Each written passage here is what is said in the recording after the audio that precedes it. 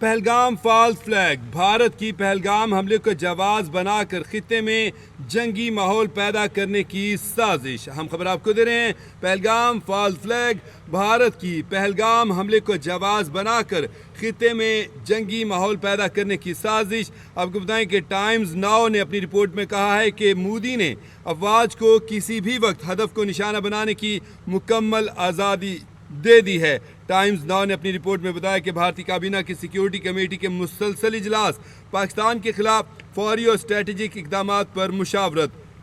Times now نے اپنی report میں کہا کہ بھارت نے سنتاس معاہدے کو معطل کر کے پانی کو بطور ہتھیار استعمال کرنے کی کھلی دھمکی دے دی۔ آپ کو بتائیں کہ پاکستان کے شہریوں کو ملک بدر کرنے اور سفارتی تعلقات محدود کرنے کا بھارتی فیصلہ نفرت انگیز پالیسیوں کا تسلسل۔ ٹائمز ناؤ نے اپنی رپورٹ میں کہا کہ بھارت کی جانب سے دوبارہ سرجیکل اسٹرائک یا بالاکوٹ جیسے حملے کی منصوبہ بندی کی گئی۔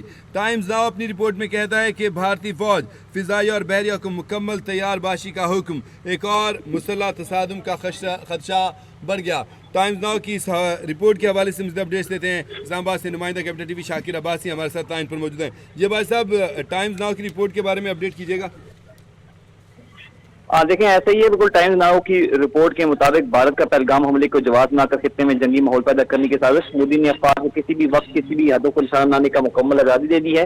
ٹائمز ناؤ کے مطابق بھارتی کابینہ کی سیکیورٹی کمیٹی کے مسلسل اجلاس پاکستان کے خلاف فوری اور اسٹریٹجک اقدامات پر مشاورت۔ بھارت نے سنتاس معاہدے کو معطل کر کے پانی کو بطور ہتھیار استعمال کرنے کی کھلی دھمکی دے دی۔ پاکستان کے شہریوں کو ملک بدر کرنے اور سفارتی تعلقات محدود کرنے کا بھارتی فیصلہ نفرت انگیز پالیسیوں کا تسلسل ہے۔